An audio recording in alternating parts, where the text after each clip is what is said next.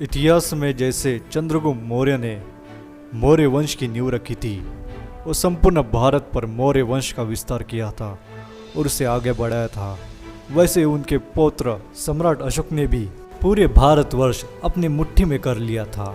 उसके बाद अपना हृदय परिवर्तन करके अहिंसा के मार्ग चुन लिया था। आज इस वीडियो में सम्राट अशोक के इतिहास के बारे में जानेंगे। सम्राट अशोक ने लगभग 269 ईसा पूर्व से लेकर 232 ईसा पूर्व तक शासन किया था। संपूर्ण भारत ही नहीं, दुनिया के बड़े बड़े हिस्सों पर शासन किया था। अशोक का जन्म 304 ईसा पूर्व में पाटलिपुत्र में ही बिंदुसार की पत्नी धर्मा के गर्भ से ही हुआ था। वे चंद्रगुप्त मौर्य के पौत्र और सम्राट बिंदुसार के बेटे थे। सम्राट अशोक ने लगभग 36 साल तक शासन किया था। उनका साम्राज्य ईरान से लेकर आज के म्यांमार तक फैला था। सम्राट अशोक एक महान योद्धा थे। बाल्यकाल से ही सम्राट अशोक ने लड़ने, युद्ध कला और एक महान योद्धा के गुण दिखाई दे रहे थे। इतिहास के गौर करें तो बिंदुसार के 101 बेटे थे और कहा जाता है कि बिंदुसार और अशोक में बनती नहीं थी। बिंदुसार के अपने सबसे बड़े बेटे सुशील को तक्षशिला का प्रांत का कारोबार सौंपा हुआ था। इतिहास के कुछ पन्ने बताते हैं कि सुशील को पूरा राज्य नहीं दिया था। सुशील के अकुशल प्रशासन के कारण उस क्षेत्र में विद्रोह पनप उठा।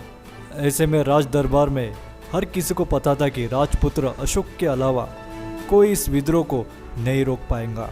इस बात को जानकर ही अशोक ही जनता में पनप उठे विद्रोह को शांत करवाने के लिए भेजा गया। जैसे ही लोगों ने ये बात सुनी कि अशोक खुद ही उनकी विद्रोह को सुलझाने के लिए आ रहे हैं, उन्होंने विद्रोह बिना किसी समस्या खत्म कर दिया। इसके बाद से पूरे साम्राज्य ने अशोक की प्रशंसा हुई। अशोक पहले से और अधिक प्रसिद्ध हुए। बिंदुसार के मृत्यु के बाद पाटलिपुत्र का राजा अशोक सम्राट बना। कहा जाता है कि उन्होंने 99 भाई की हत्या की थी। अशोक को चंड अशोक कहा जाता है। अशोक वदन में कहा गया था अशोक पहले क्रूर था। एक दिन निग्रो भिक्षु महल के सामने से गुजर रहा था तो अशोक की नज़र उस पर पड़ी तो अशोक ने उसे महल के अंदर बुलाया।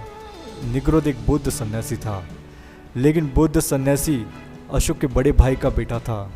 निग्रो ने उसे गौतम बुद्ध के उपदेश के माने जाने की बात बताया।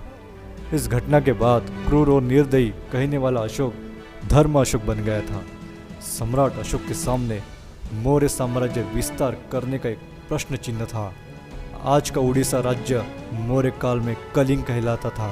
पूर्व में बंगाल के खाड़ी सटे हुए कलिंग मौर्य युग काल में स्वतंत्र और शक्तिशाली राज्य था। चंद्रगुप्त और बिंदुसार के प्रयास के बावजूद कलिंग मौर्य राज्य का हिस्सा नहीं बन पाया था। वो उस पर विजय नहीं पा सके। अशोक कलिंग का युद्ध हर हाल में जीतना ही था, क्योंकि हार से अशोक शक्तिशाली मौर्य साम्राज्य के बोलबाले पर प्रश्न चिन्ह लग जाता। अशोक के शासन के 8 साल लड़े गए इस युद्ध में पूरी ताकत लगा दी। कलिंग की विशाल सेना कुचलना आसान नहीं था। कलिंग की सेना से अशोक की सेना को कड़ी चुनौती मिल रही थी। ये युद्ध खत्म होने का नाम नहीं ले रहा था।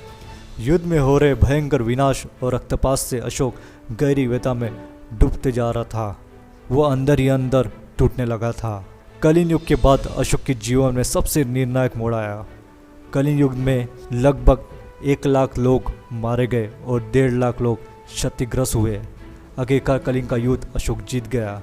लेकिन कलिंग युद्ध के बाद अशोक जब पाटलिपुत्र लौटा, वो बिल्कुल बदल चुका था। सम्राट अशोक सत्य और अहिंसा सदाचार की बातें कर रहा था। दरअसल ये सम्राट अशोक का नया अवतार था। अशोक ने कहा उसका साम्राज्य युद्ध से नहीं होगा, धम्म से होगा। कलिंग युग के बाद अशोक ने धम्म नीति की घोषणा की। सम्राट अशोक ने अपने संदेश और आदेश को शिलालेख स्तंभों के जरिए साम्राज्य के हर एक कोने तक फैलाया। बौद्ध ग्रंथ में इसकी संख्या 44,000 बताई गई है।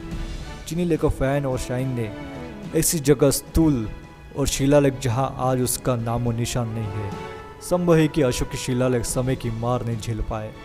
अशोक के साम्राज्य अलग अलग विभागों में प्रशासन तंत्र शहर से लेकर गांव तक फैला था। प्रशासन के चलाने के लिए हर स्तर पर कर्मचारी और अधिकारी का नियुक्त किया था। अशोक ने अपनी प्रजा से कहा कि हर धर्म, हर संप्रदाय का सम्मान करे। अशोक बौद्ध धर्म का अनुयायी था, लेकिन उसने कभी बौद्ध भिक्षु का छोला नहीं पहना।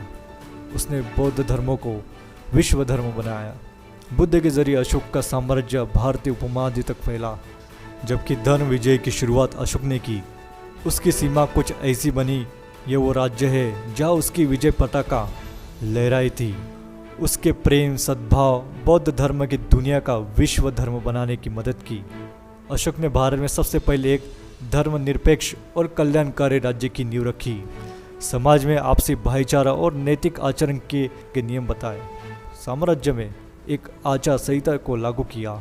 आज के भारत का राष्ट्रीय प्रतीक अशोक स्तंभ सम्राट अशोक की देन है। हमारे झंडे का चक्र भी अशोक की ही देन है। बौद्ध साहित्य स्तूपों और स्तंभों देखकर ऐसा लगता है कि सम्राट अशोक एक ऐसा शासक था जो लगातार प्रजा से बात करना चाहता था, संवाद करना चाहता था, मन की बात करना चाहता था। सम्राट अशोक के आखिरी दिनों में भिक्षु को दान दे पर उसके उत्तराधिकारी को रोक लगा दी गई। अशोक दान देना नहीं छोड़ा। पहले अशोक का खाना सोने के बर्तन में दिया जाता था। रोक लगाने पर अशोक ने उसे दान दे दिया। भारत के महासम्राट मिट्टी के बर्तन में खाना दिया जाता था। 2300 साल पहले सम्राट की मृत्यु हो गई। सम्राट अशोक की छाप हर तरफ मिलती है। ऐसी थी सम्राट अशोक की कहानी।